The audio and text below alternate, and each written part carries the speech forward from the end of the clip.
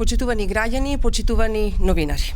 Демаскирана е уште една голема лага на Христијан Мицкоски.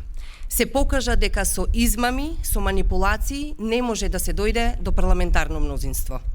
Соочен со пораст на неговите невистини, Мицкоски треба да излезе пред граѓаните, да се извини и да поднесе оставка.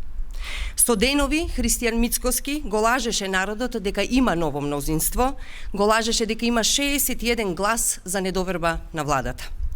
За пуста власт по секоја цена седна на маса со оние кои што се против НАТО, против ЕУ, против Преспа, против добрососедските односи, против рамковниот договор.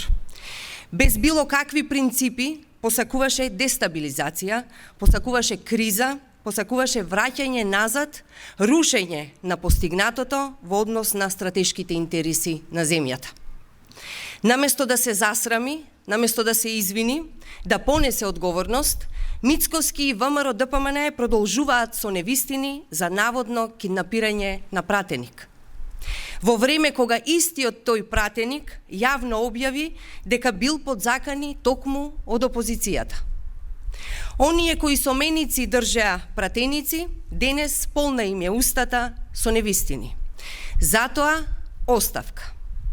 Срам е да не се извиниш за сите лаги и да не поднесеш оставка. Почитувани граѓани, се потврди она што го тврдевме. Тоа е дека мнозинството пратеници се за напредок, за задржување на вистинскиот пат, за продолжување на европските интеграции, за добри односи со соседите и стабилни меѓуетнички односи, за економска сигурност. Заедно со сите демократски сили и пратеници ќе обезбедиме продолжување на напредокот на земјата.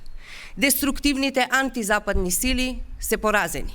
Не успеа да ја дестабилизираат земјата, да ја загрозат демократијата, слободата, меѓуетничките односи.